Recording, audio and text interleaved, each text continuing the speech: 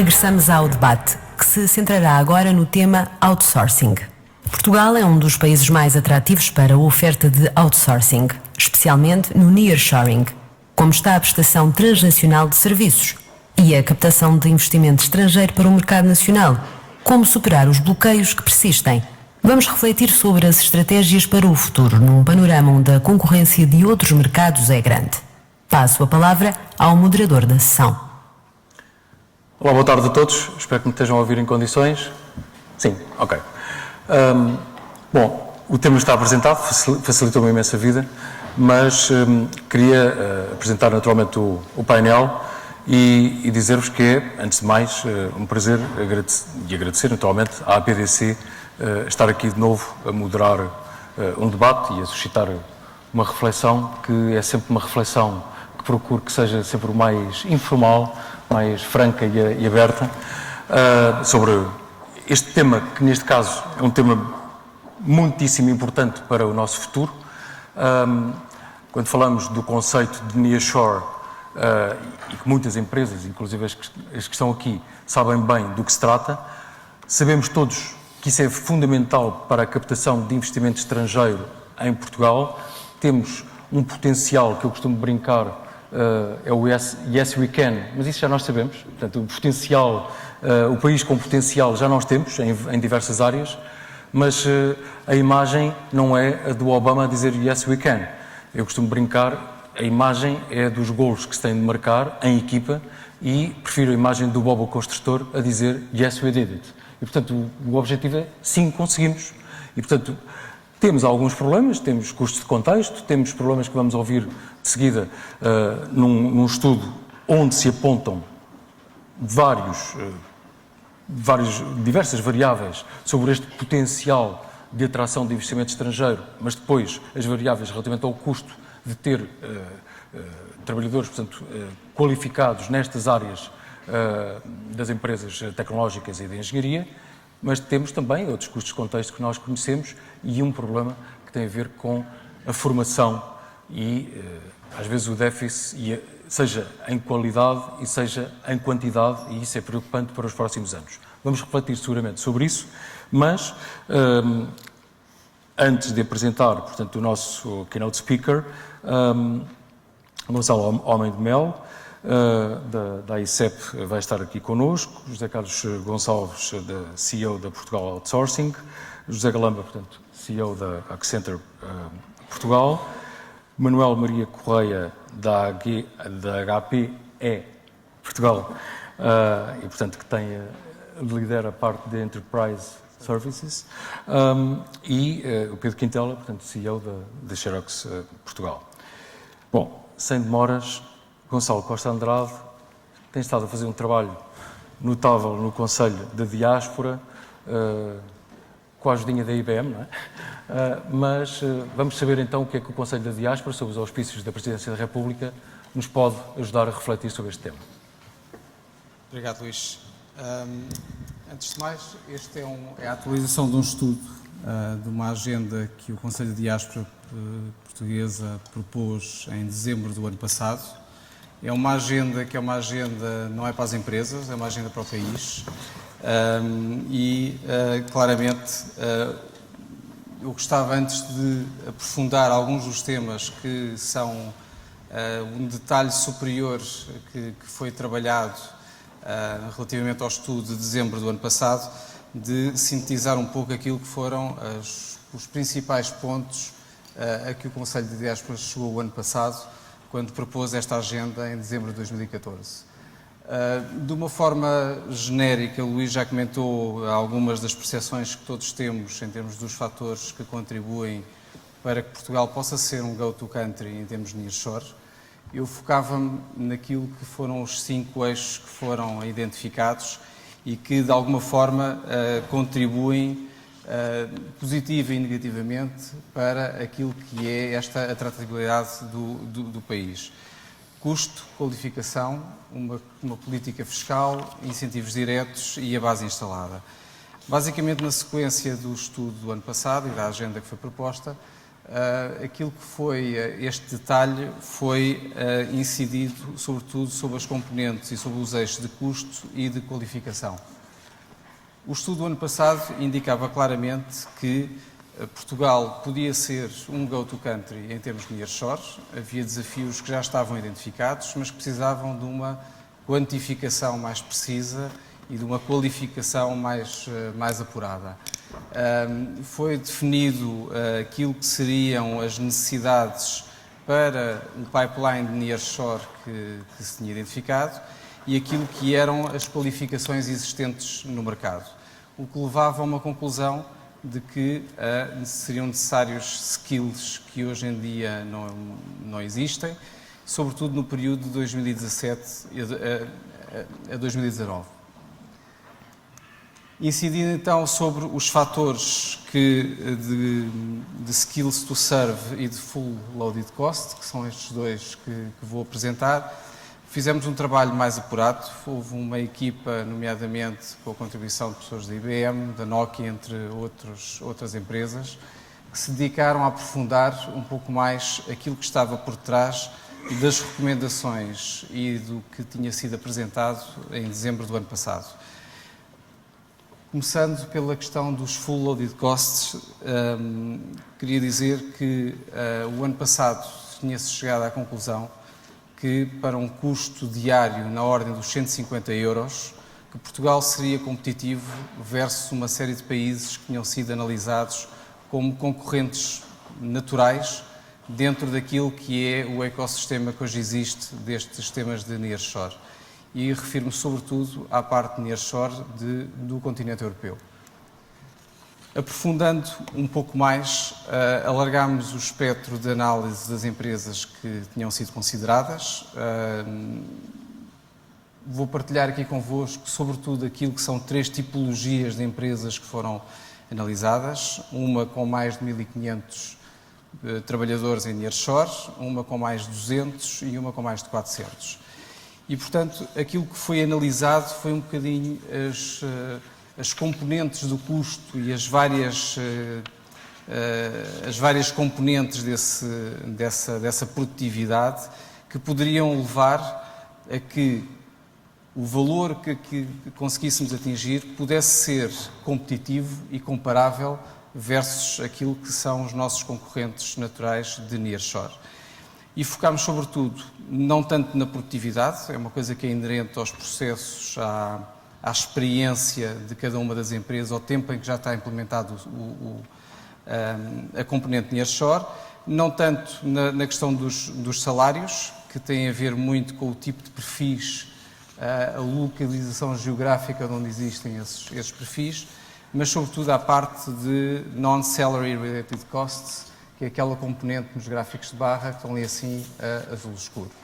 E chegámos à conclusão que aquilo que era uma média de 150 euros que tinha sido apontada em dezembro do ano passado, podia ser claramente atingida, já estava a ser atingida hoje por algumas empresas com um balanço muito específico entre aquilo que era o tipo de operação, a localização da operação e um conjunto de benefícios e otimizações que tinham conseguido para a sua operação.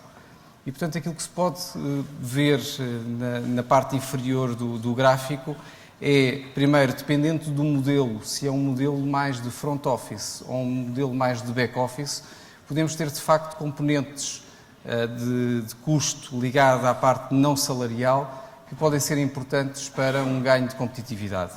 E isto é de facto uma conclusão importante, porque dependendo do modelo e uma adequação do modelo, pode levar a que de facto que hajam ganhos em termos da competitividade diária e aquilo que eram os 150 euros podem ser já estão a ser atingidos hoje por empresas na ordem dos 140 euros, o que nos torna claramente mais competitivos versus uma Polónia, uma República Checa, não tanto uma Roménia, mas uma Roménia tem uma evolução ainda a fazer como país, que vai levar também a este aumento de custo. Passando da questão deste aprofundamento dos full loaded costs para Peço desculpa ainda. Só para sistematizar então um pouco mais aquilo que estava a comentar. Para além destes custos não salariais, existem outros fatores que podem contribuir positivamente para a redução deste full loaded cost, nomeadamente a questão da produtividade.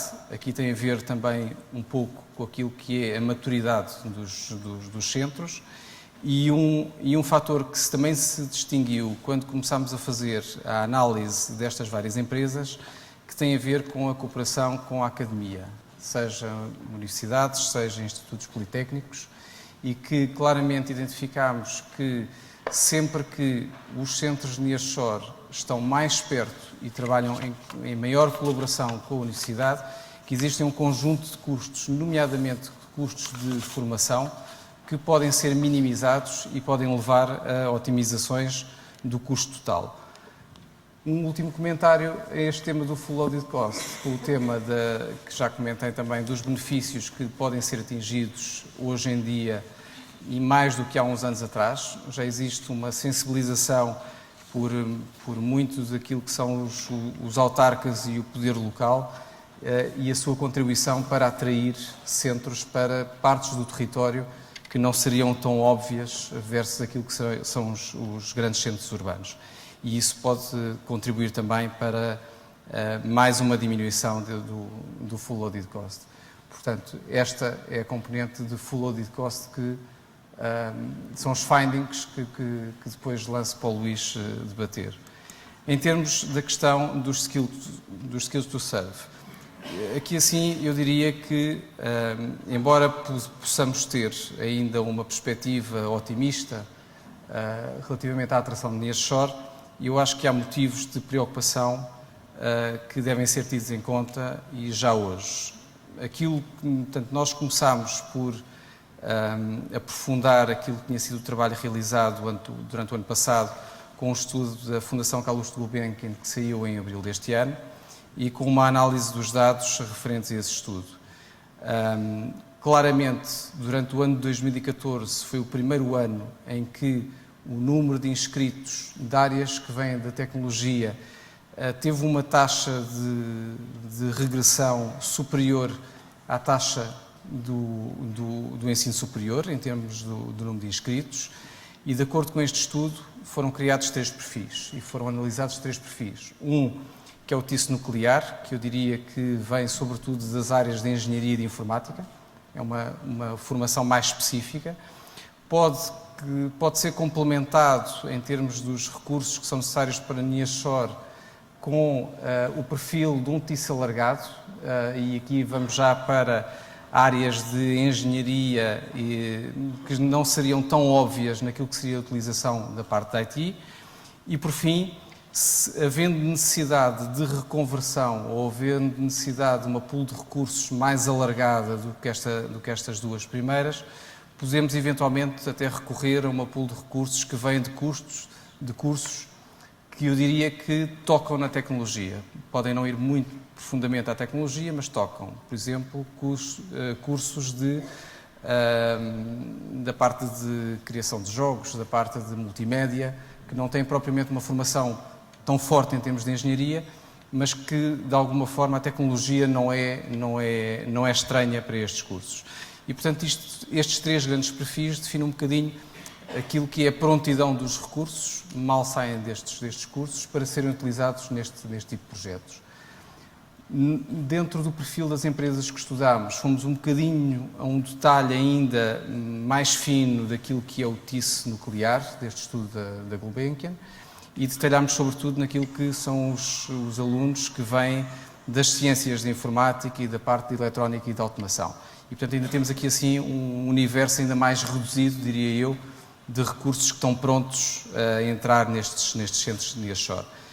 Estes números todos, quando analisados, há um aspecto que é importante e que deve ser tido em conta, que é nem todos estes recursos vão estar disponíveis para o mercado. Ou seja, existe aqui assim já hoje, quando analisamos os dados do Ministério da Educação e do estudo da Gulbenkian, existe já um conjunto de perfis que já estão no mercado, estão em cursos de pós-graduação, por exemplo, e há uma natural evolução com este modelo de Bolonha para haver um prolongamento e, portanto, nem tudo que são licenciaturas e inscritos que vão sair das licenciaturas, alguns também vão permanecer dentro da universidade, nomeadamente para os cursos de mestrado. E, portanto, há aqui, assim, cerca de 24% destes potenciais diplomados que não está disponível. Quando cruzamos esta disponibilidade com aquilo que era os dados que trazíamos do estudo de dezembro do ano passado, em termos das necessidades dos centros de nearshore, chegamos à conclusão que, a partir de 2017, e de uma forma gradual, vamos ter falta de recursos para alimentar esta procura e este pipeline de centros de nearshore. E, portanto, aquilo com que nos debatemos foi, vamos ver, se hoje em dia não há recursos suficientes, então, havendo uma pool de recursos mais alargada que pode ser utilizada, como é que eu posso fazer a reconversão e a que custos é que eu posso fazer essa reconversão, porque não há bela sem senão, para dispor dessa capacidade adicional. E, portanto, o modelo que utilizámos foi um modelo também que conseguimos ver que era consensual dentro das empresas analisadas. Eu diria que existem aqui 3 graus de perfil em termos do tipo de skills, os Expert, Standard e Basic. Aquilo que foi considerado neste estudo foi que os peritos terão que vir sempre de cursos mais nucleares à volta do IT. Standard, que mesmo assim representa uma parte grande, 60% de todos estes perfis, pode ser mais alargado, e o básico podemos recorrer a outros perfis para esse efeito. E, portanto, isso tudo modulado leva-nos a que possamos dizer que existe sim, com aquilo que hoje antevemos, considerando os crescimentos médios dos últimos, ou a evolução média dos últimos 2 anos, porque o número de inscritos este ano voltou a cair. Existem perfis que podem ser utilizados com essa reconversão, portanto, o que levaria a que não houvesse uma necessidade ou uma disrupção já em 2017 até ao período de 2019. No entanto, esta reconversão tem custos associados, e para cada um desses perfis, o nível de formação adicional versus aquilo que serão os perfis que tradicionalmente sairão mais perto da parte de engenharia informática e da parte de eletrónica e automação, vai levar a um acréscimo dos custos de reconversão. E, portanto, temos aqui assim uma equação que pode ser difícil de balancear. Se, por um lado, olhamos para os full loaded costs e estamos à procura de uma maior otimização e do melhor perfil para minimizar os full loaded costs, não podemos também onerar demasiado um modelo com custos de reconversão, sob pena de depois não conseguirmos atrair, depois, do ponto de vista financeiro, estas operações para o país. Uma mensagem positiva daquilo também que foi visto com este estudo. Estes custos de reconversão podem ser minimizados, e hoje em dia as empresas estão a minimizá-los, quer através da utilização de programas públicos para esse efeito, e, portanto, resta um bocadinho também perceber agora qual é que vai ser a direção nos próximos anos deste suporte que existe hoje, e também, mais uma vez, com aquilo que é um alinhamento com as universidades e com os politécnicos, no sentido de poderem reduzir estes custos de reconversão, como com melhores currículos alinhados àquilo que são as necessidades, e inclusivamente com cursos de pós-graduação que podem fazer o fitting entre aquilo que são as formações mais académicas e aquilo que são as necessidades mais operacionais. Sei que o meu tempo já se esgotou, mas eu creio que era importante partilhar estes aspectos deste aprofundamento desta agenda do Conselho da Diáspora. Penso que vão ser úteis para o debate. Muito bem, muito obrigado. Bom, e vamos...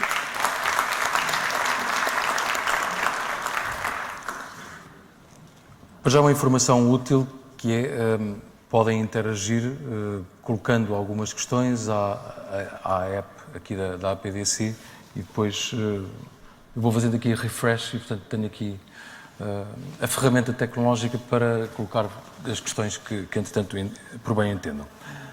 Ora, eu iria seguir, para já, não há doutores, professores, doutores e engenheiros, não é? Certo? Ok.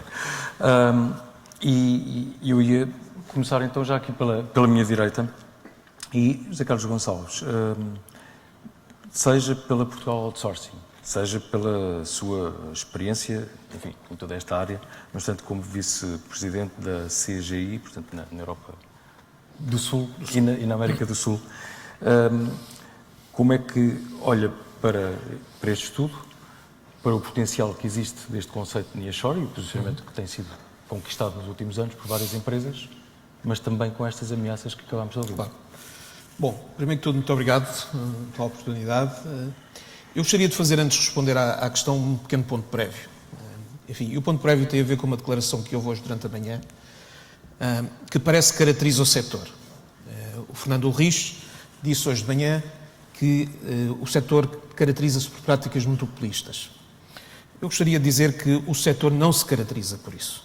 E uma andorinha só não faz o verão, e portanto eu gostaria de deixar claro que todo o setor é altamente competitivo e funciona de uma forma completamente aberta do ponto de vista de concorrência. E portanto, enfim, eu percebo a situação do Fernando Ulrich, entendo-a, mas isso não caracteriza o setor e eu não gostaria da generalização. Okay? Pronto. Este é um ponto prévio, não gostaria de deixar de o dizer, porque, enfim, quem não se sente não é filho de boa gente, e eu sou filho de boa gente e, portanto, gosto de dizer-o claro e de uma forma muito clara. Mas, de facto, olhando assim, não sei, mas... Portanto, terá que perguntar ao Fernando Ulrich. Exatamente. Sim. Okay. Eu não vou documentar o assunto, não é a minha função documentar o assunto. Mas, claramente, é um tema que, enfim, do ponto de vista de um setor que é altamente desregulado, e nem sequer tem regulação de um ponto de vista formal, é um setor que tem, essencialmente, a autoridade da concorrência, que era sobre todos os setores, e tem uma competição feroz entre vários players, alguns deles aqui sentados à volta aqui comigo, e outros na plateia, e, portanto, funciona normalmente numa lógica de procura e oferta, e, portanto, é obviamente que uma situação destas é uma situação delicada, e volto a dizer o mesmo. Uma andorinha só não faz o verão. E, portanto, deixando desta forma, com este, enfim, com esta coisa mais paroquial... Vamos voar agora para... Vamos voar então para o tema que me falou. Bom, em relação ao tema enfim, do nearshore e tudo isso, nós na Associação, há muitos anos, que trabalhamos o tema, enfim, em conjunto até com a própria ICEP, em muitos eventos que fizemos em conjunto, roadshows um pouco pela Europa. Fomos, se calhar, os primeiros, há 6 ou 7 anos, a pôr enfim, todo um estudo à volta do nearshore e da visão comparada entre Portugal como destino, com outros destinos no mundo. E, obviamente, tudo isso depois, enfim, criou, eu diria, um elan muito positivo que hoje se transforma, enfim, e este contributo da diáspora é muito importante, acho que volta a criar, enfim, a dinâmica correta. Qual é o ponto, na minha opinião? Enfim, na opinião da Associação, e aqui eu estou a falar pela Associação um pouco, a situação de custo não é suficiente. Movimentos baseados na teoria da paridade dos poderes de compra funcionam taticamente. No longo prazo, e quando estamos aqui a falar de longo prazo, estamos a falar de muitos anos, nós temos que evoluir de uma base puramente de custo e de discussão à volta do custo para uma situação à volta do conhecimento e daquilo que se cria. E eu creio que o estudo da diáspora funciona muito bem porque tem alguns tópicos muito interessantes. O custo está mapeado, mas o custo é um moving target. Todos os anos, cada um dos nossos concorrentes vai fazer movimentos no custo e, portanto, a nossa posição relativa perante eles vai se modificar ao longo do tempo. E, portanto, nós não poderemos, no longo prazo, nos diferenciar exclusivamente por custo. É impossível, porque também, do ponto de vista dos profissionais deste setor, nós, para conseguirmos continuar a fazer o desenvolvimento e a criar condições e a desenvolver as pessoas, temos que investir e, portanto, os salários vão subir e, imediatamente, a tal situação de poderes, da paridade dos poderes de compra vai evoluindo na direção contrária. Portanto, nós temos que evoluir na segunda parte do estudo, e aí sim, eu creio que tem ali um ponto importantíssimo, que é tudo o que tem a ver com os skills. É muito importante toda a evolução de skills e é muito importante esta sensibilização que todos, de alguma forma, estamos a fazer à volta de tudo o que tem a ver com o skill tecnológico. Mas tem a ver com o skill tecnológico não no modo tradicional como ele é desenvolvido nas universidades. Hoje de manhã se falou-se muito das tendências.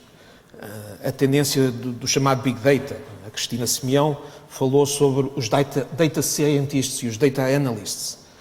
Não há essa profissão hoje no mundo. Mas há vários estudos que dizem que daqui a 5, 10 anos é uma das profissões mais procuradas no mundo inteiro. Não há uma única universidade ou politécnico que esteja a trabalhar o assunto. Uma única. E, portanto, se nós queremos viver no conhecimento, nós temos que fazer os investimentos agora, enquanto temos a tal questão tática da paridade dos poderes de compra a funcionar a nosso favor. Porque, caso contrário, se nós não evoluirmos agora nesse sentido, nós não iremos conseguir fazer isso. E para finalizar, é preciso que a política pública se alinhe.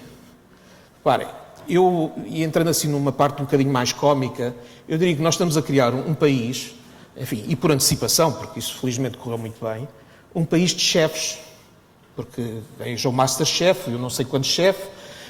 Felizmente os poderes públicos estão a ver isto de uma forma muito correta e vão reduzir o IVA na restauração, o que vai criar emprego, porque todos estes chefes que estamos a criar agora, porque é moda aos miúdos serem chefes, vão todos ter trabalho. Desculpa, mas isto não faz sentido nenhum. É que isto não faz sentido nenhum. Portanto, eu não percebo porque é que a restauração tem que ter um IVA diferente do resto dos setores. Não consigo entender a lógica. Porque, obviamente, eu diria o mesmo. Se eu estou no setor da economia digital, o setor da economia digital, porque é que não tem um IVA reduzido? E o problema que temos é que nós temos que não criar mais chefes. Acho que chefes já temos os que cheguem. Temos é que criar pessoas à volta da economia digital, fomentar a inovação, criar bases onde a inovação se crie e deixarmos de algumas coisas muito prosaicas como estas e que ainda por cima criam a mensagem errada, que é vamos lá fomentar mais uma criação de uma profissão de chefe. Muito bem. Gonçalo Almeida Melo, na AICEP tem, enfim, a missão da parte corporate e a parte de investimento. Estive cerca de 10 anos em Bruxelas, enfim, já não vou falar mais por trás, mas tem esta missão de ajudar a atrair investidores estrangeiros para Portugal. Quando, para já, como é que vende Portugal dentro deste conceito de nearshore? E depois, quando lhe fazem perguntas difíceis, como é que responde a essas perguntas difíceis, nomeadamente aquelas que vimos aqui neste estudo? Sim, senhor. Antes de mais, agradecer o convite da APDC e da APO e felicitá-los pela iniciativa.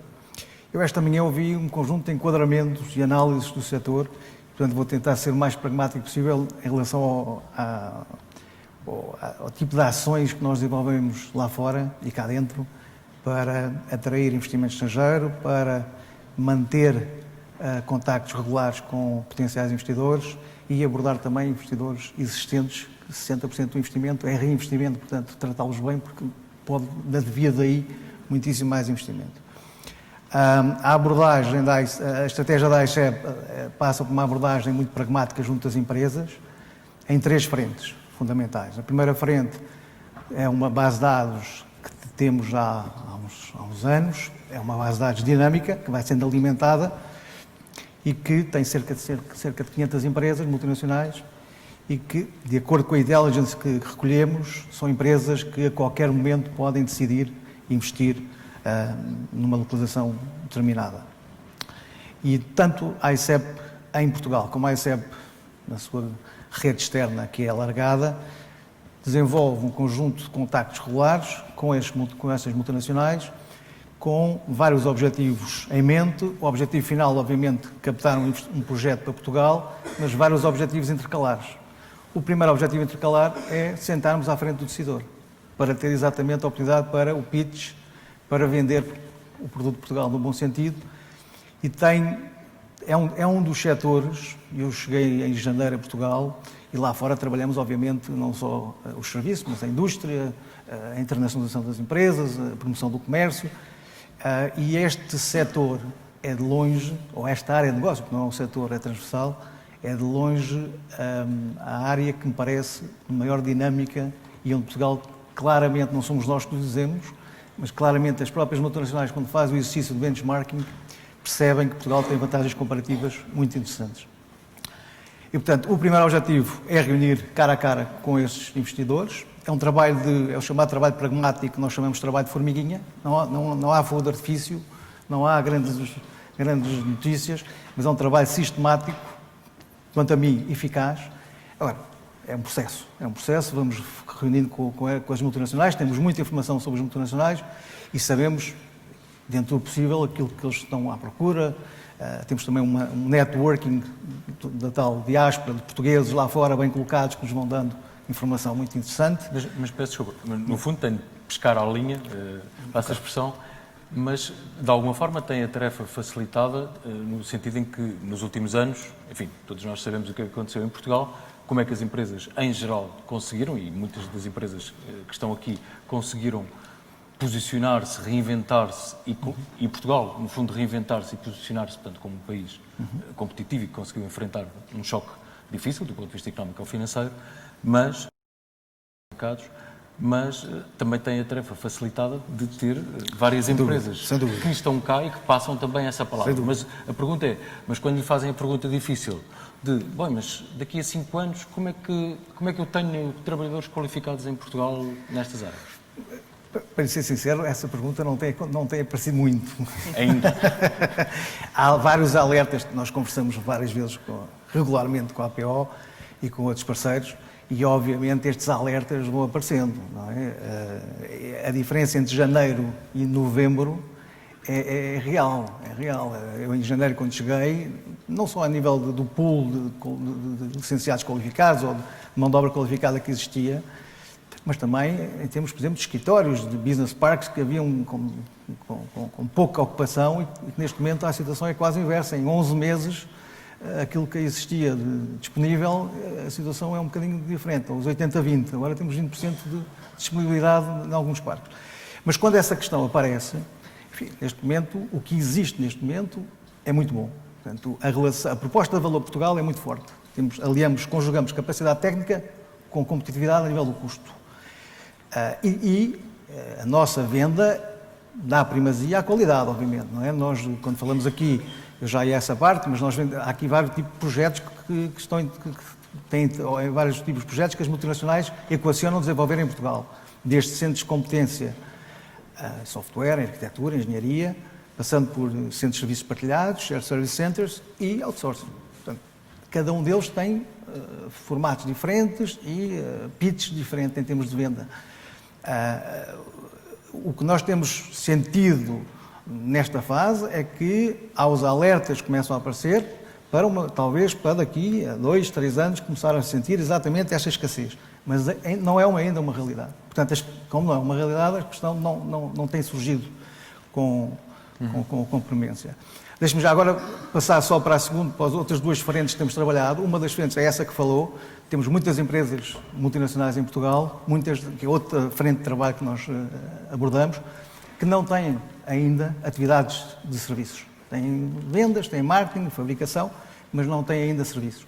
E, portanto, obviamente é um universo que nos interessa muito abordar, porque até é mais fácil. Esta sim é mais fácil, porque já conhecem a realidade portuguesa, conhecem a qualidade dos recursos humanos, conhecem o enquadramento e, portanto, é também uma frente de trabalho sistemática, mais uma vez, reuniões bilaterais sistemáticas com estas empresas, para que tenham, com certeza, operações de serviço, alguns, shared service, centros de competência e outsourcing, ou não, mas normalmente shared service é uma tendência fortíssima em todo o mundo, e portanto abordamos nessa lógica também, de alertar para que, muitas vezes já sabem que existe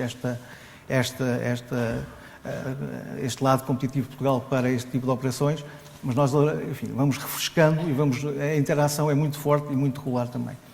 E depois uma terceira frente, que é uma frente importante, menos visível, que é junto dos multipliers chamados, consultores internacionais, jornalistas especializados, associações setoriais, associações internacionais.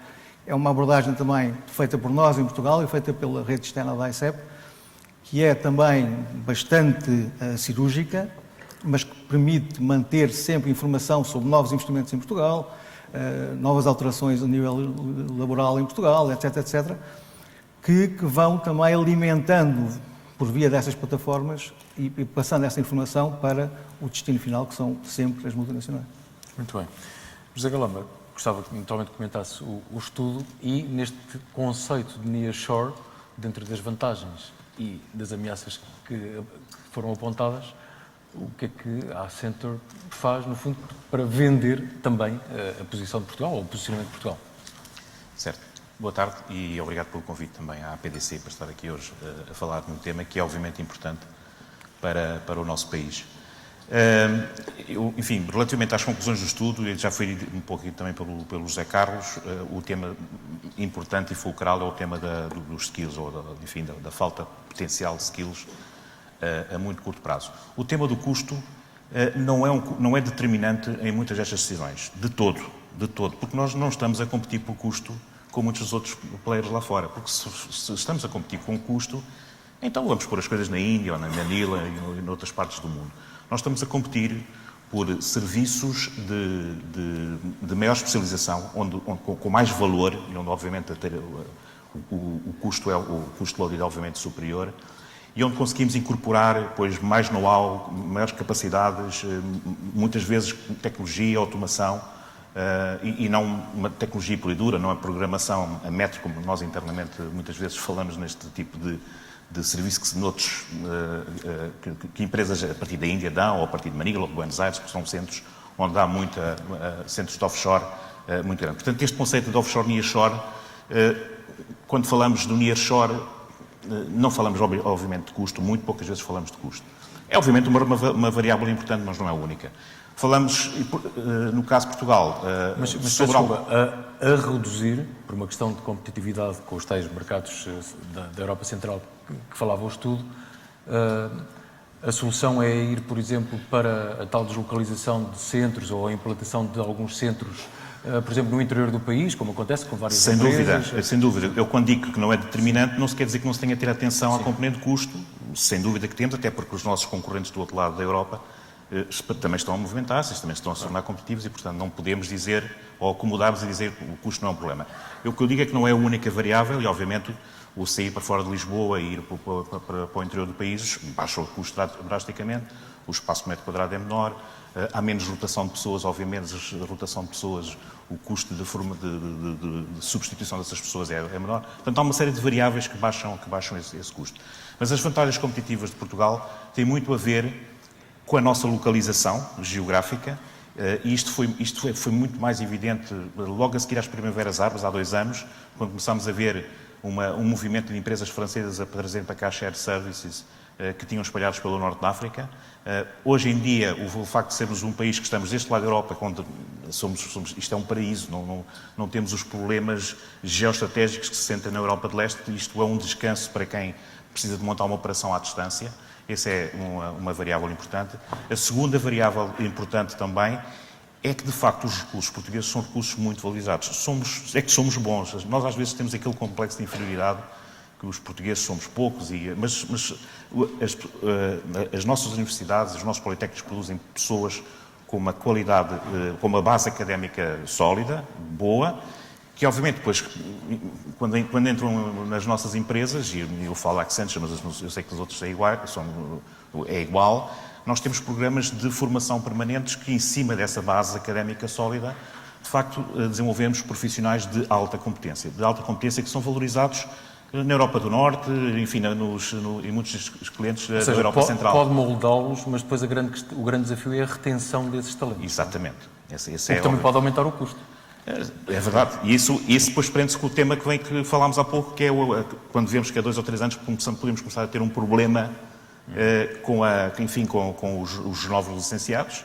Se começarmos todos a irmos aos mesmos, obviamente que os salários de entrada vão subir e aqui estamos a levantar uma nova variável, um novo problema para Portugal. Nós na Accenture começámos a investir nisto há 6, 7 anos. Eu diria que este tema da potencial falta de recursos a curto prazo, porque estamos a falar neste tema de educação a curto prazo, que isto não é um problema que se resolva rapidamente, estamos a falar em 2017, é de facto curto prazo, mas começámos a ouvir falar dele muito recentemente, há 1 ano atrás, porque também entraram uma série de empresas novas, uma série de investimentos novos, e começou-se a notar que se calhar vamos ter aqui um problema mais depressa do que nós todos pensávamos. E esse eu diria que é aquilo que devemos todos agora discutir abertamente. Eu fico obviamente satisfeito porque vejo que isto está na agenda central das autoridades deste país e, enfim, muito fomentado aqui também pela diáspora. Mas eu sei que a APDC é um tema que temos vindo a discutir internamente. A APDC, aliás, acho que tem aqui um papel importante como catalisador de um conjunto de empresas que podemos, em conjunto, pensar o que é que podemos fazer mais junto da academia, junto das universidades, dos politécnicos, o que é que podemos fazer mais em termos de requalificação dos recursos, porque essa é uma realidade que vamos ter que enfrentar. Nós não vamos ter tempo de, em 2017, resolver o problema de ter engenheiros informáticos para as nossas necessidades. Portanto, a gente vai ter que pensar quais é que são os skills que vamos ter que requalificar e como é que o vamos fazer. E acho que as empresas aí têm um papel importante também para contribuir, e até com experiências noutros países onde passaram por situações similares. Muito bem. Manuel Maria Correia, no caso da HPE, também gostava de saber qual é o comentário que faz relativamente a este estudo e um pouco a visão do que é que se passa na sua organização, internamente e externamente, neste tal conceito de Portugal, nearshore, but... Ok. Bom, antes de mais, boa tarde a todos. Faço também um ponto breve, à semelhança do José Carlos, neste caso não sobre o mesmo tema, mas também para assinalar aqui o facto, pela primeira vez, a Hewlett Packard Enterprise, HPE, e que já que tem gerado tantas dúvidas, estar presente num evento em Portugal. Como sabem, e muito rapidamente, a HPE, que todos conhecem, há muitos anos a operar em Portugal, separou-se em duas empresas, uma agora dedicada mais à área de consumo e para os devices, e outra, também como o próprio nome indica, Enterprise, mais dedicada às empresas. E, portanto, daí esta nova designação. Quanto aqui ao tema que temos estado a debater, estando mais para o fim do painel, cabe-me sempre aquele papel de dizer que concordo com tudo aquilo que os meus colegas disseram, e neste caso é realmente... Ainda não é o último. Ainda não sou o último, eu tenho aqui uma tarefa mais difícil para o Pedro. Na verdade, o tema do custo, e nós temos assistido a isso, o tema do custo é uma variável que nós temos que, de facto, ter em conta, mas não é essa variável que é diferenciadora. E, portanto, a experiência que temos tido tem sido, de facto, nesse sentido.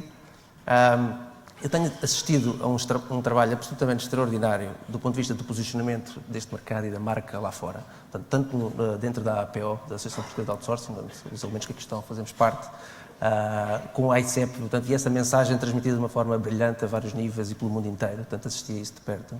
E acho que esse trabalho foi conseguido e, portanto, é também um caso único de que as empresas percebem que num contexto muito difícil que vivemos nos últimos anos, era a forma como tínhamos de nos diferenciar e construir essa mensagem para o mercado. Portanto, os vários players e concorrentes entre si perceberam que isso era mais importante, construir essa mensagem, e fizeram de facto de uma forma que eu considero brilhante, porque hoje em dia é muito fácil para nós, dentro das nossas organizações, e nós tivemos esse exemplo, e tenho esse exemplo todos os dias, pegarmos num conjunto de slides que estão montados, uma mensagem coesa, passá-la e deixar o nosso interlocutor do lado de lá de boca aberta de como é que nós conseguimos de facto posicionar Portugal.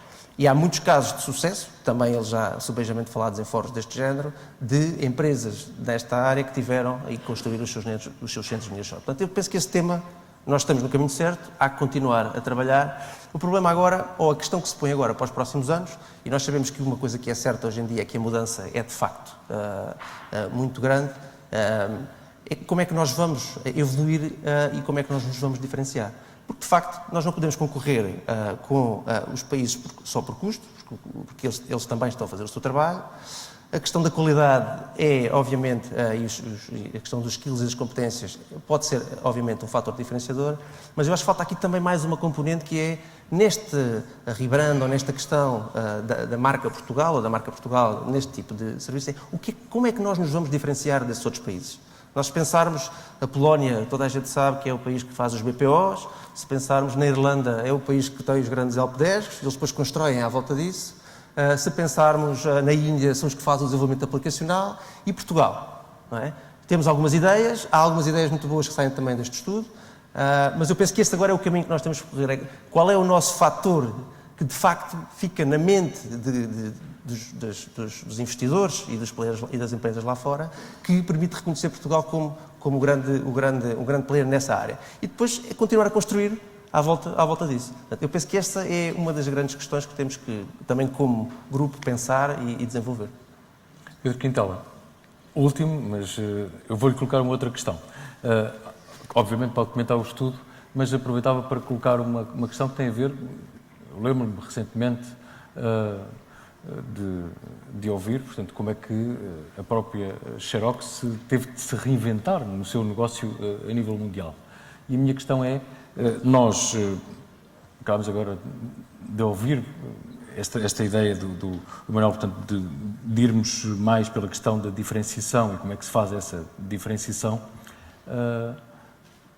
Esta questão da reinvenção do país e de ligação, muitas vezes por redes, dentro da área das TIC, na sua opinião, é o caminho, mas como é que isso se faz? Porque aparentemente é fácil podermos agregar mais, num país ainda, apesar de tudo, ainda muitas capelinhas, mas conseguiu evoluir nesse sentido, mas como é que nos conseguimos reinventar para que haja, de facto, respondendo agora ao desafio que acabou de ser lançado, como é que conseguimos apresentar um país em que nós somos diferentes da Polónia ou da Irlanda ou da Índia por causa disto? Ok. Então, muito boa tarde a todos e muito obrigado pelo convite. É uma questão bastante interessante, porque Portugal, estou convencido que há cerca de 8, 9 anos, Portugal não estava no radar a nível mundial como um destino para centros de serviços de nearshore ou então de offshore. A questão do nearshore é importante diferenciar do offshore, porque o nearshore, que basicamente é onde grande parte dos centros de serviço que temos aqui em Portugal, com algumas exceções, tem determinadas vantagens face ao offshore, porque Portugal obviamente não consegue competir com base na questão do custo. Mas existem determinadas vantagens no nearshore em termos de redução de custos de transporte, de viagem, de uma maior afinidade a nível cultural, uma maior afinidade a nível da legislação desses países, e é isso que temos que vender juntamente das multinacionais. Eu queria também focar um tema que eu acho que é pertinente, que tem sido o grande trabalho que os gestores das multinacionais têm tido no sentido de venderem Portugal como um destino de nearshore junto às casas-mãe. Eu estou convencido que se não fosse por todo este trabalho, por toda esta iniciativa que os gestores das várias multinacionais têm feito junto às casas-mãe, provavelmente não teríamos, se calhar, 60% a 70% dos centros de nearshore que temos em Portugal. Obviamente que a ICEP tem feito um trabalho de grande qualidade, no sentido de posicionar Portugal no radar a nível internacional, mas os gestores das multinacionais têm feito um trabalho muito grande, porque não é só referirmos aquelas dimensões normais que são importantes para que uma multinacional tome uma decisão, porque é preciso tomar atenção que uma multinacional tem o mundo como oferta para o estabelecimento de centros de nearshore, e depois é preciso vender Portugal dentro dessas multinacionais. E eu penso que é aí que, eventualmente, a ICEP pode trabalhar mais junto às multinacionais, de perceber exatamente todas as multinacionais que estão em Portugal, quais são as multinacionais que já têm centros de nearshore em Portugal, como é que podem ajudar essas empresas a aumentarem os centros, e aquelas empresas multinacionais que não têm ainda centros de nearshore, como é que podem ajudar a que esses centros venham para Portugal. E isto é feito de uma forma mais comercial, ou seja, eu acho que a ICEP tem feito um trabalho muito bom em termos de marketing, em termos de posicionamento de Portugal. Agora é preciso fazer um outro trabalho, que é trabalhar juntamente com os gestores das multinacionais, vão em conjunto às sedes multinacionais e em conjunto consigam vender Portugal. E isso penso que pode trazer ainda mais centros para Portugal e aumentar, obviamente, os centros que aqui existem. Mas aí eu colocava-vos a todos uma segunda ronda de questões que têm a ver com... recentemente, em outubro, em início de outubro, foi apresentado um estudo por parte do Instituto Nacional de Estatística sobre os famosos custos de contexto. Passou praticamente despercebido na imprensa. Eu fui lá moderar o debate da apresentação do estudo, bato nestes temas dos custos de contexto e da economia comportamental e dos indicadores de conjuntura há muitos anos, não é só o PIB, não é? É todas essas vertentes macro. E o estudo teve um dado bastante interessante, é que demonstrou perante 5.000, e foi a resposta, portanto 5.000 empresas, em que aquilo que mais preocupava os empresários, é verdade que a resposta é dada no verão de 2015 e não numa recessão invernosa de 2012, por exemplo, mas a principal preocupação não tem a ver, por exemplo, com, imaginem, energia muito cara ou com o fisco pesadíssimo e o napalm fiscal, como se andou a dizer, mas os principais dois temas é a justiça e, portanto, seja pela lentidão dos processos, seja, sobretudo, por tudo o que tem a ver depois com as questões relacionadas com execuções fiscais. O segundo ponto tinha a ver com licenciamentos e a burocracia gigantesca que ainda existe por parte da administração central e da administração local. E, portanto, depois poderia surgir a parte fiscal e tudo isso. Em último ponto, surgia toda a área de infraestruturas, designadamente das comunicações, ou seja, por aí estávamos bem. E mesmo a área da energia já não era uma coisa tão cara. Portanto, olhando para estes custos de contexto e olhando para... Isto é uma premissa que eu gostava que comentassem, mas a pergunta é fácil na vossa área, com certeza que conhecem-se, não precisam se calhar de estar a trocar cartões, noutras áreas, eu já moderei debates em que as pessoas tinham tomado posse há 9 meses, por exemplo, na área do turismo, de reorganização do turismo, antes havia juntas de turismo e agora existem 7 regiões de turismo, e houve um debate em que eu percebi que as pessoas já tinham tomado posse nesses e não se tinham encontrado, não tinham sequer cruzado cartões. Bom, eu não vos vou pedir, obviamente, para trocarem cartões, porque conhecem-se bem, mas como é que podem ser mais complementares? Estava a colocar o desafio, o Pedro estava a colocar o desafio à ICEP, mas como é que podem ser complementares, inclusive dentro de empresas que são concorrentes? E, portanto, lanço-lhe esta visão, porque consegue, se calhar, ajudar-nos a ter esta visão de conjunto. Bom, primeira coisa, em relação aos custos de contexto, enfim, ao tema de contexto, é óbvio que, nomeadamente, quando nos comparamos com outros países, nem sempre estamos bem em algumas áreas. Eu posso contrapor que, nomeadamente na criação de uma empresa, em Portugal é muito mais fácil, e eu, enfim, devido a razões profissionais, tenho responsabilidades sobre vários países e não há nenhum sítio no mundo onde seja mais fácil de abrir uma empresa. Também devo dizer que deve ser dos sítios mais difíceis para fechar uma empresa. Portanto, enfim, mas uma coisa se calhar não tem a ver com a outra, enfim. Mas, efetivamente, o tema de licenciamento é um tema muito importante. E, nomeadamente, enfim, todos os diferentes layers, e felizmente que nós não fomos para aquela regionalização que há uns anos atrás se andava a falar, porque era mais um layer adicional, mais um nível de complexidade em todo um processo, num país muito pequenino. É óbvio que eu creio que, e enfim, a ICEP tem aí um papel importantíssimo, porque eu creio que a ICEP aí é verdadeiramente o grande facilitador, uma multinacional, para encontrar os caminhos corretos de resolver muitos desses problemas. Não quer dizer que os resolva, muitas vezes não está nas suas mãos, mas tem claramente os meios, os canais, o network, tem, enfim, eu diria, a sponsorização estatal, do ponto de vista do Estado como entidade, e, portanto, consegue, de alguma forma, encontrar esses caminhos, desde que muitas dessas entidades, enfim, façam este diálogo com a ICEP sobre essa questão. A mim não me preocupa esses casos, porque, assim, é óbvio que uma multinacional tem equipas de trabalho, chega à ICEP, põe um plano de trabalho muito rigoroso e segue. O problema é que grande parte daquilo que a gente tem que construir no futuro baseia-se muito em pequena e média empresa. E a pequena e média empresa não tem a ICEP a ajudá-lo. Também pode ter, mas enfim, mas a questão não é essa, não tem. Todo esse processo de licenciamento, todo esse custo de contexto, é razoavelmente unfair que muitas dessas empresas tenham que passar por tudo isso. Porque, além disso, estão a fazer inovação. E isto parece um contrassenso. Nós temos condições únicas na Europa de fazer determinado tipo de trabalhos. A realidade de coisas que se fizeram, nomeadamente em várias zonas do país, em Lisboa com o Lisbon Startup, enfim, no Porto, numa série de sítios, mostra que a inovação, desde que bem estruturada, ela acontece e não tem fronteiras, que é uma coisa muito importante.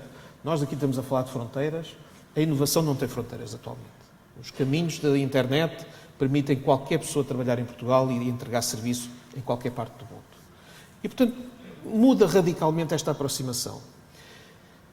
E enfim, olhando para o tema, e novamente, eu, por razões profissionais, trabalho também muito com os nórdicos, e é preciso uma pessoa pensar às vezes porque é que um país como a Finlândia, que tem 4,5 milhões de habitantes, tem a economia que tem. Nós temos 10 milhões, não somos diferentes dos finlandeses, enfim, eu diria que temos alguns atributos melhores até que os finlandeses, não temos um inverno tão rigoroso como eles, enfim, temos uma série de atributos até mais positivos, no entanto, não descolamos. Não descolamos porque o nosso foco é disperso. Eles agora também estão a ter Eles estão a ter os seus problemitas. Enfim, mas podemos usar a Dinamarca ao lado. E eu já não vou falar da Noruega porque esses têm um caso muito particular com o tema do petróleo. Mas a Dinamarca, nós não descolamos. E não descolamos porquê? Esse é que é verdadeiramente necessário de entender os custos de contexto que têm. E o tema de fundo tem sempre a ver com, na minha opinião, 3 situações. E falou numa delas, a justiça. A justiça tem que ser célere, rápida, e não podemos ter processos de valores pequenos a demorar anos a serem resolvidos e processos enormes que demoram anos a ser resolvidos. Claro. Os enormes são muito expostos, mas o problema é que a maior parte das pessoas tem pequenos processos que atafulham completamente o sistema judicial e que não têm resolução. Portanto, tem que se tomar uma decisão sobre isso. Tem que se fazer um modelo diferente. O segundo tema é o da saúde, porque obviamente com o envelhecimento que está a acontecer nas nossas populações, cada vez mais vão ser precisos serviços de suporte a esse envelhecimento. As pessoas têm que trabalhar mais tempo, o que quer dizer que se têm que trabalhar mais tempo e têm qualidade para fazer isso, como é que se faz este choque geracional entre jovens que querem entrar no mercado de trabalho e que são muito dinâmicos e querem fazer estas coisas, e pessoas muito experientes e que se calhar não querem trabalhar tanto tempo, mas precisam de manter-se ativos. E por fim, o sistema de educação. E se vocês olharem, por exemplo, no caso da Finlândia ou da Dinamarca, todos estes 3 temas estão em cima da mesa. Aliás, a Finlândia tem neste momento uma paranoia, e verdadeiramente uma paranoia enorme, porque durante muitos anos foram considerados o melhor sistema educativo do mundo e agora há uma autêntica discussão intensíssima, brutal, porque passaram, já não são os primeiros, são os segundos. E estão numa situação quase paranoica da discussão. Porquê é que nós somos só os segundos e não somos os primeiros? Porque durante anos fomos os primeiros. Esta discussão é aquela discussão que devíamos ter. Nós somos, se calhar, o 25º, não faço a mínima ideia, no mesmo ranking. O que é que temos que fazer para sermos os terceiros? Já não digo os primeiros. E isto é que é custos de contexto. Isto é que tem que ser resolvido. É para isto que servem os governos. Os governos não servem para pôr a mão na economia. Os governos servem para criar condições para a economia se desenvolver. E quando nós nos enganamos todos, mais tarde ou mais cedo vamos ter problemas. Isso está identificado. Já vou deixá-lo para o fim, sabe porquê? Porque vou lançar um desafio agora ao Pedro e ao Manuel, que há bocado estavam no fim, portanto, agora, para não se queixarem que ficam no fim.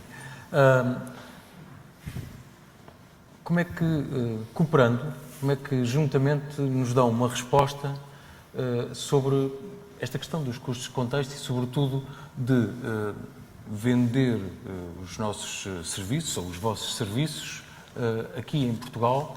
Faz de conta que não precisaram de trocar cartões, já se conhecem, mas com certeza têm negócios diferentes, têm de lutar, obviamente, pelos vossos resultados, mas agora têm de fazer uma parceria.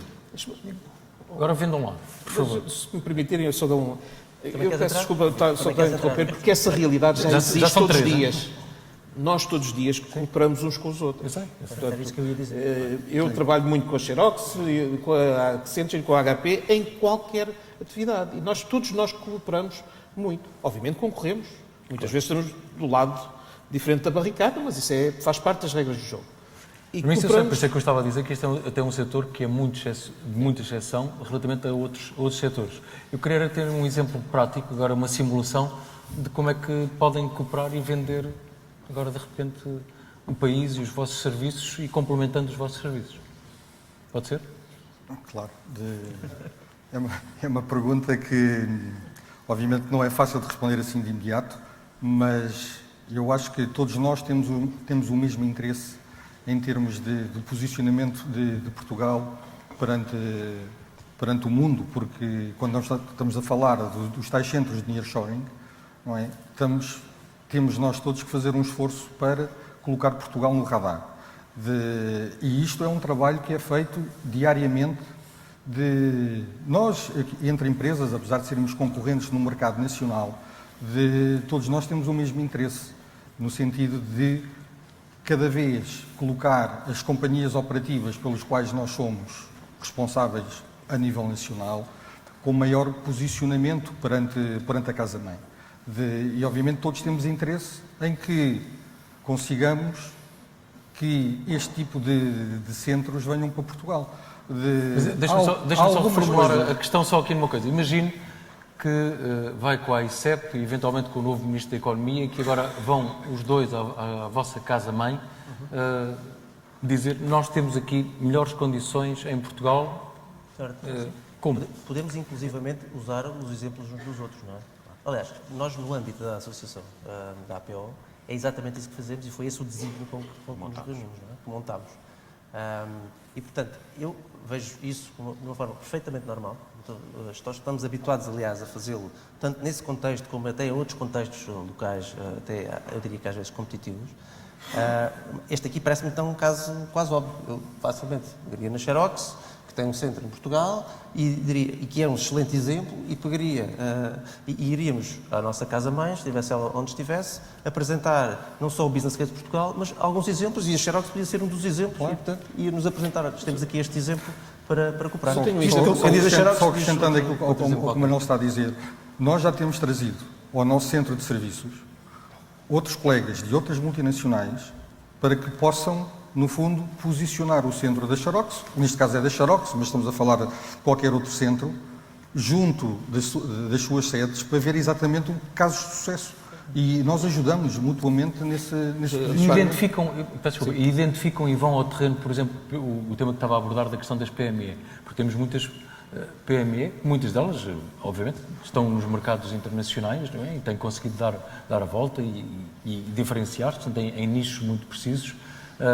Tem essa ligação, tem esse mapeamento feito em tudo o que tem a ver com essas PME para acrescentar valor, para ganhar escala, porque o desafio depois é ganharmos escala, não é? Nos vossos negócios e em Portugal, relativamente a PME. Alguém para responder é? Não, eu posso. Eu acho que há aqui duas realidades que são distintas.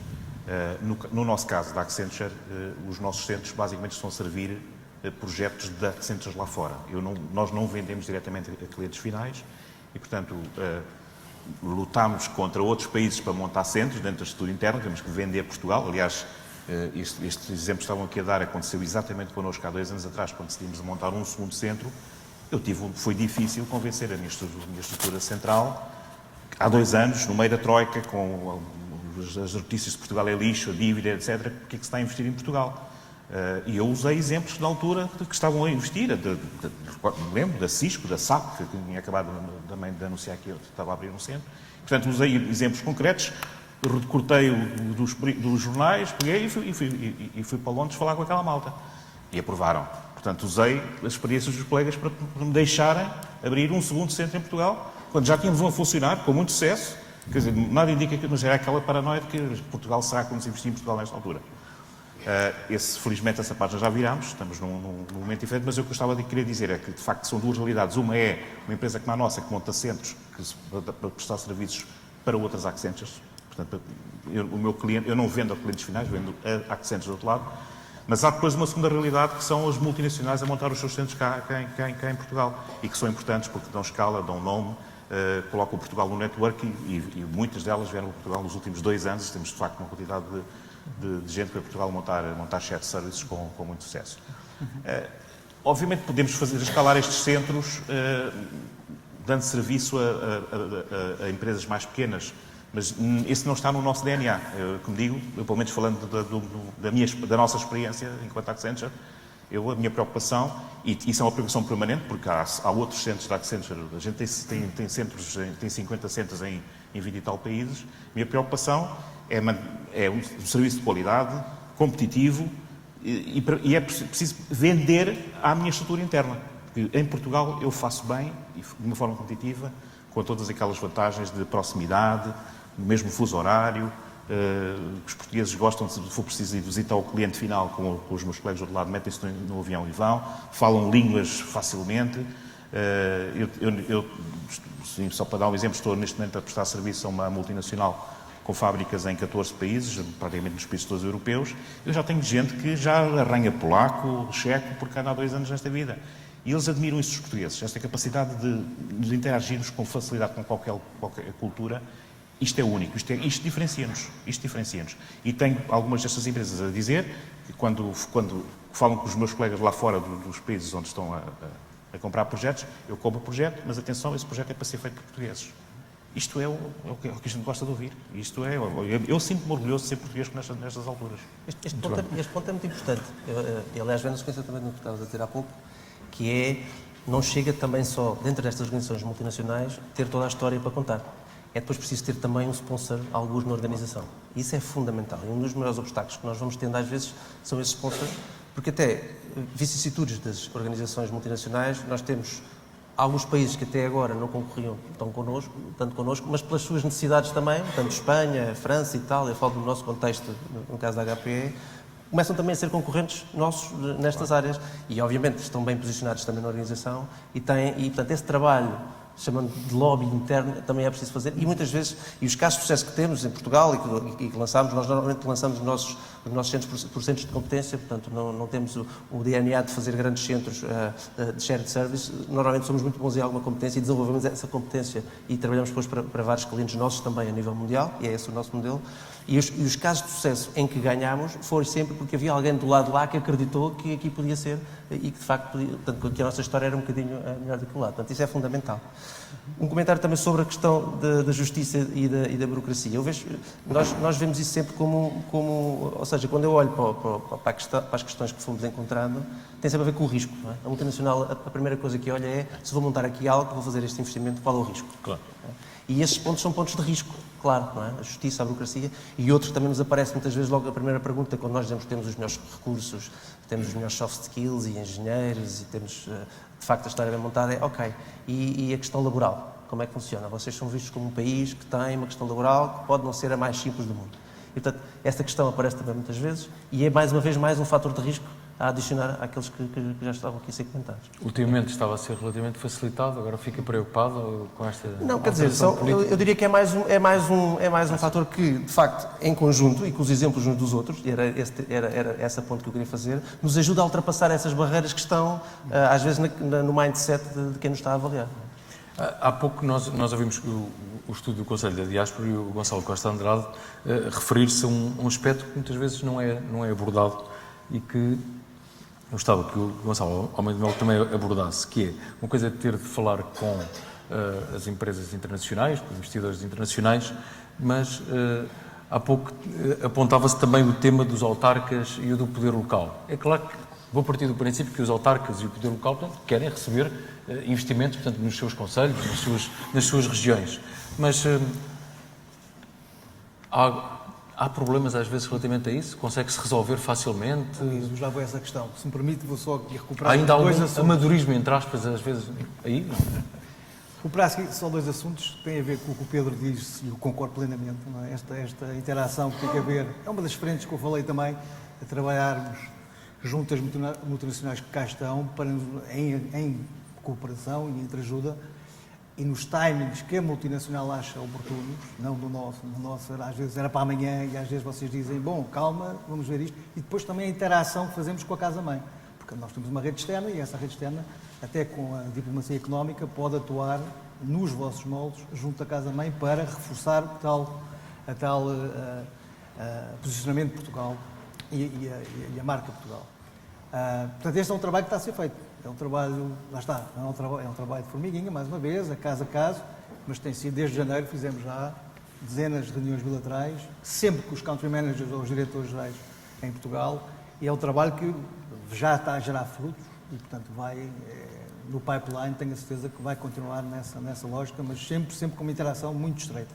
Em relação à marca Portugal e ao posicionamento de Portugal, eu, por princípio, sou contra aquela ideia de que, com uma grande campanha de marketing, mudamos o paradigma do que as pessoas pensam de um país. Portanto, se amanhã a Turquia disser que é ótima a fazer automóveis, tão boa como a Alemanha, faz uma grande campanha, eu sou capaz de não acreditar. Portanto, aí julgo eu que a melhor forma de posicionar Portugal, aumentar a awareness, mudar a percepção, é através da massa crítica. É através das empresas que já cá estão a trabalhar bem, e elas próprias, os senhores, reforçam essa ideia de que Portugal é um país competitivo, com talento, com eficácia, e é um país muito fácil de trabalhar e que gera bons resultados. E dando exemplos concretos, como aconteceu, por exemplo, no turismo, houve uma alteração na forma de vender o país. Exatamente. Portanto, eu aí sou um bocadinho, tenho algumas dúvidas sobre o resto. Outras campanhas que se possa fazer, mas julguei que não há grande efeito. Relativamente aos custos de contexto, é uma questão que diariamente abordamos. Aliás, temos uma direção de custos de contexto dentro da ICEP, que lidera, trabalha muito com estrangeiros, com empresas estrangeiras, com empresas portuguesas, mas que, obviamente, junto à administração, está em permanente contacto com a tutela e com outros parceiros para alertar sobre as questões mais prementes. Nós estamos num mundo competitivo e, portanto, se há um país ao lado, ou não muito distante, que tem condições de custos de contexto diferentes das nossas, obviamente temos de ser tão competitivos como eles para ter sucesso na captação de investimentos estrangeiros. Portanto, temos uma direção de custos de contexto que regularmente, diariamente, trabalha nesse sentido, de simplificar processos, agilizar processos, etc. Na última questão que coloca relativamente aos autarcas, nós trabalhamos em mais um parceiro. As cidades, os autarcas, as câmaras municipais, como as associações, trabalhamos em conjunto. Há umas mais, digamos, até por iniciativa própria, mais competitivas. Ter uma universidade de reconhecido competência no Conselho ajuda, obviamente. Temos aí vários casos interessantes na Beira. A própria Évora também está a mexer-se bem. E, portanto, é um mundo, mais uma vez, é um mundo competitivo. Eu, como disse, eu estive nos Estados Unidos também e lembro perfeitamente que nós visitávamos, mais uma vez, trabalho de viagem, visitar em multinacional, e muitas vezes as próprias multinacionais nos diziam: não, nós já não estamos em San José, na Silicon Valley, passámos para Austin porque é mais competitivo, porque Austin ofereceu condições diferentes de São José ou de outra cidade qualquer. Portanto, há uma competição saudável, permanente, lá fora. E cá também já começa a haver e sente-se bastante. No bom sentido. Acho que isto é ótimo porque fomenta a competitividade. Eu não sou provavelmente o grande adepto da chamada inovação disruptiva, portanto, acho que podemos fazer algumas reformas. É importante que se façam algumas reformas. Mas ao nível das famosas reformas do Estado, umas que se fizeram, outras não, eu sei que ainda já estamos relativamente próximo do Natal e, portanto, o que gostariam de pedir ao Pai Natal e este novo governo com este suporte parlamentar algo complexo, o que é que esperam que aconteça e que não aconteça relativamente a estes aspectos que nós tivemos a abordar? Ou seja, vamos simplificar aquilo que precisa ser simplificado e vamos facilitar tudo o que tem a ver com a captação de investimento estrangeiro e criação de riqueza e emprego em Portugal. Pedro, quer começar? Deixe-me dar dois exemplos que caem exatamente nesta questão dos custos de contexto. Uma tem a ver com a TSU, ou seja, estamos a falar de uma área que tem muita mão de obra intensiva. A TSU hoje em dia, para as empresas, é uniforme independentemente do setor de atividade. De empresas de nearshoring que criassem novos centros, que trouxessem novos centros para Portugal, ou que empresas ou centros de nearshoring que já existem em Portugal, mas que aumentassem o número de empregados. Por que não, para esse incremento de pessoas empregadas, não criar uma TSU mais baixa? Por exemplo, isso ajuda a baixar os tais fully loaded costs. Um outro exemplo que falámos aqui da cooperação da Administração Central com as autarquias, a quantidade de edifícios que nós sabemos que existem, ou que pertencem às autarquias, ou que pertencem ao Ministério da Defesa, que estão completamente devolutos e que não estão a ser utilizados. Por que não utilizar esses edifícios, né, para criar centros, para que os tais centros de nearshoring, centros de serviços, pudessem ser lá localizados. Nós sabemos que cerca de 13% a 14% dos fully loaded costs têm a ver exatamente com os custos de facilities. Isso podia ser também uma ação que ia permitir que os fully loaded costs de Portugal tornassem-se mais competitivos. Obviamente que para isso é preciso haver uma grande coordenação e uma grande parceria entre as várias entidades. Se nós olharmos aqui para Lisboa, a quantidade de edifícios que pertencem ao Ministério da Defesa, ou que pertencem ao Porto de Lisboa, ou que pertencem à autarquia, que estão neste momento vagos e podiam ser reutilizados exatamente para ajudar a que Portugal se tornasse mais competitivo na angariação de novos centros de nearshoring. Bom, o que nós assistimos aqui foi 2 exemplos que eu acho que devem ser as políticas que iremos agora assistir devem seguir nesta linha, não é? Acho que todos estamos de acordo que, de facto, estas ou outras políticas que incentivam, que facilitem o nosso posicionamento são obviamente bem-vindas. Não sei se serão estas, se serão outras, mas o que nós esperamos, e era essa a pergunta, o que nós esperamos é que, de facto,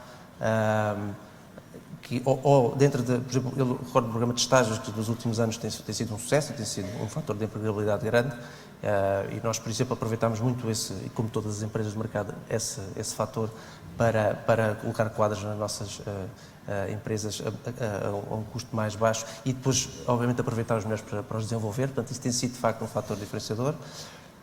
E, portanto, estas e outras políticas deverão continuar.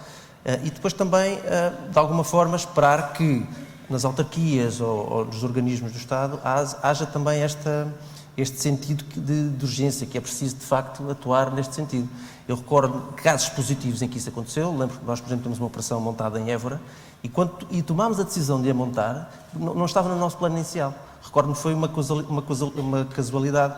Nós andávamos a ver edifícios na zona de Lisboa para construir um data center e depois o nosso centro de operações, e num evento daqueles normais, um cocktail, etc., estava lá o Presidente da Câmara de Évora, e numa conversa de corredor, de repente vimos uma vontade enorme de fazer coisas.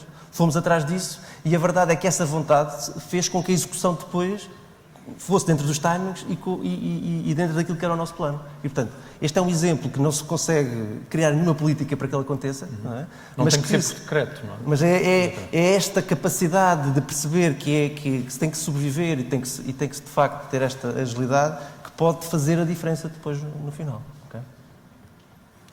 Carta ao Pai Natal.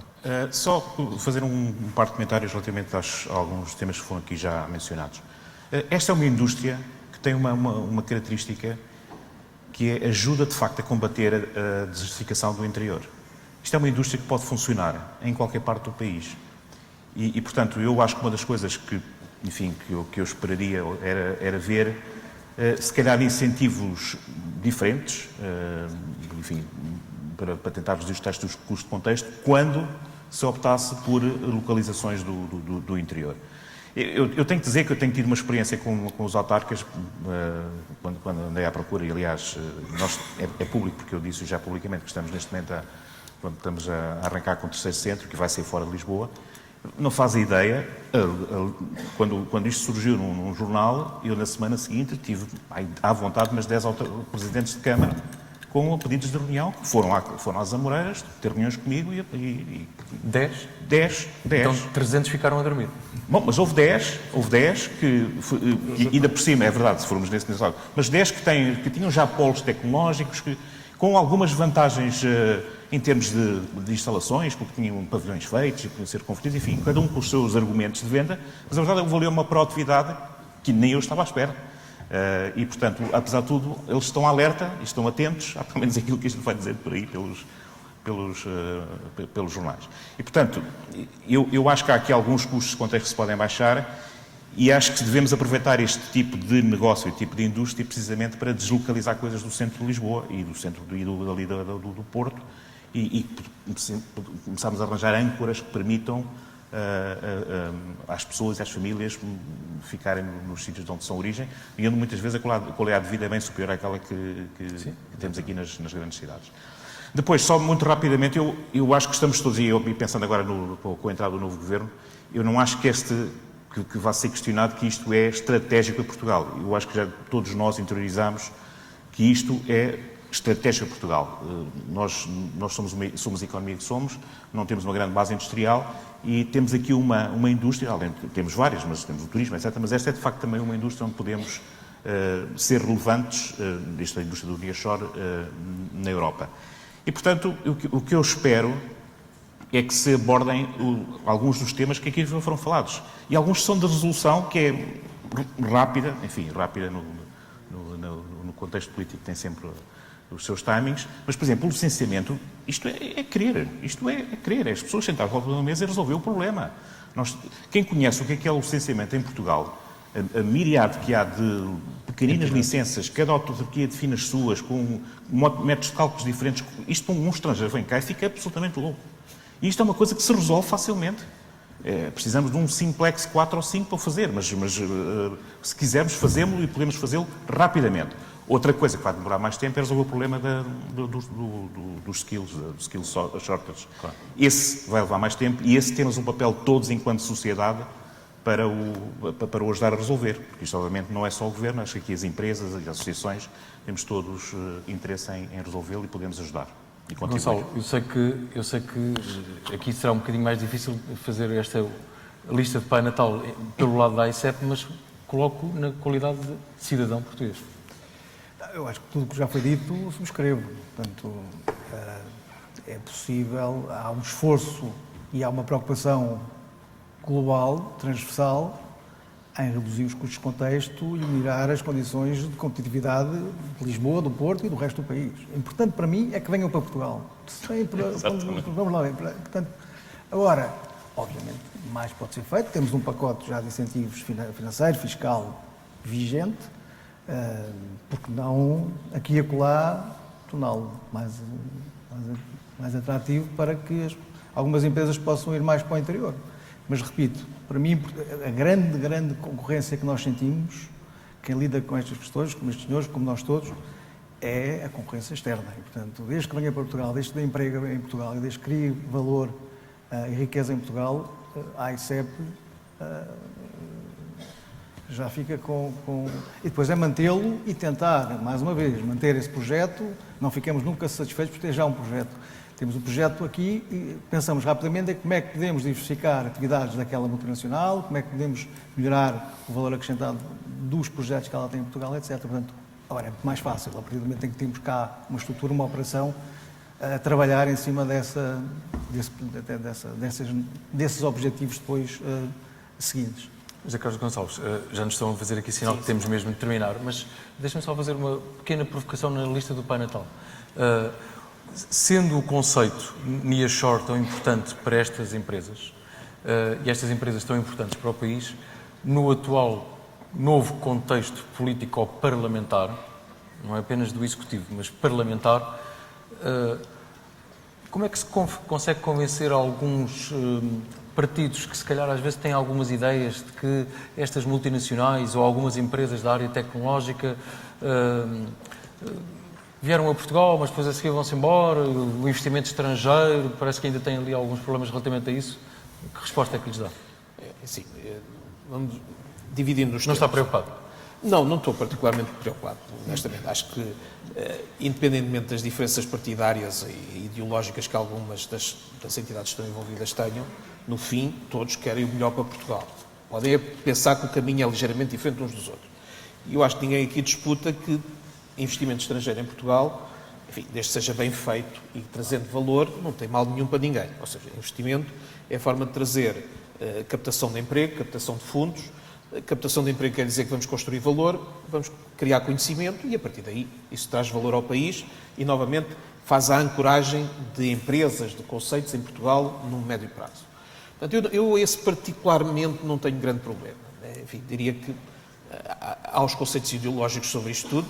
Óbvio que se olharmos para algum do espectro, alguns deles gostariam, se calhar, de nacionalizar estas empresas todas que estão aqui. Mas isto, enfim, acho que nos tempos que correm, no 25 de Abril isso era possível, atualmente eu diria que já não vamos muito por esse caminho. Agora, o que é que... Hoje é dia 25 de novembro, não é? Hoje é de 25 de novembro. Isso também tem uma certa... Enfim, tem aí uma certa... É uma data de referência, é um 25. De qualquer forma, eu creio que na famosa carta ao Pai Natal, eu vou num caminho ligeiramente diferente dos meus colegas. Eu creio que aqui o certo, e eu falo mais pela CGI do que pela Associação, porque esta discussão não foi feita na Associação e, portanto, estou a falar mais de uma perspectiva de responsável por uma empresa. Eu creio que o que se pretende em todos os governos acaba por ser sempre o mesmo. Queremos estabilidade. Queremos que as regras do jogo sejam conhecidas. Queremos que essas regras do jogo não mudem todos os dias. Queremos que, quando fazemos um investimento, não fazemos um investimento para 2 anos, fazemos um investimento para 10 anos. Se a meio dos 10 anos isto muda tudo, é óbvio que eu irei ser chamado a um determinado sítio na Europa ou no mundo a perguntar-me o racional que tínhamos feito é diferente. E isso preocupa-nos a nós, e penso que qualquer uma das empresas está aqui representada, porque, como multinacionais, as multinacionais têm uma capacidade de mobilidade dos seus investimentos muito rápida. E não pensem que um investimento num centro de competência em Portugal, por muito grande que ele seja, não se move rapidamente para outro sítio. Porque essa é a realidade das multinacionais. Portanto, a estabilidade é uma coisa muito importante. E os governos de qualquer partido têm que sair de pensar em mexer na economia. Têm que criar os sistemas que estão por detrás da economia. O sistema de educação, o sistema da segurança social, garantir que criam uma plataforma idêntica para todos e que cada um tenha unhas para tocar a guitarra em cima desse sistema. E não intervir no sistema e dizer que, de repente, nós temos que fazer coisas e vamos alterar isto e vamos alterar aquilo, porque isso cria a instabilidade. É óbvio que o Governo tem o objetivo, e tem que ter esse objetivo muito claro, de promover, acabar as desigualdades. E, portanto, se o sistema não está bem montado e tem desigualdades, tem que ser trabalhado. Agora, isso não quer dizer que se comece a intervir constantemente. Intervir, a realidade que diz, eu costumo dizer isto há muitos anos, trabalho numa empresa em que dizia que aquilo fazia dinheiro desde que não se mexessem nos botões. Eu acho que às vezes os governos têm que se habituar a não mexer nos botões, porque têm que mexer na plataforma onde se constrói isto tudo. E uma das coisas que se falou aqui, o José falou isto, e eu creio que é um ponto muito importante. Nós falamos muito que o nearshore é estratégico para Portugal. E eu concordo em absoluto. Aquilo que nós temos que habituar-nos a dizer, e isto é o papel do Governo, é se o nearshore é a estratégia Portugal. Porque é uma coisa muito diferente dizer que é estratégia para Portugal e é estratégia Portugal. Aquilo que os governos têm que fazer é definir as áreas onde querem estar e dizer claramente as áreas onde não querem estar. Nas áreas onde querem estar, criam a ICEP, alinham a ICEPs, alinham os incentivos, alinham as autarquias e dizem aqui é onde queremos estar. Nestas aqui, quem quiser venha cá trabalhar, mas é problema deles. Não peçam ajuda, porque a ajuda não chega para todos. Esta é que é, diria eu, se eu tivesse de pedir ao Pai Natal uma coisinha, pedia que o Governo definisse a estratégia Portugal. E houvesse um alinhamento. Isso. Muito bem. Muito obrigado a todos.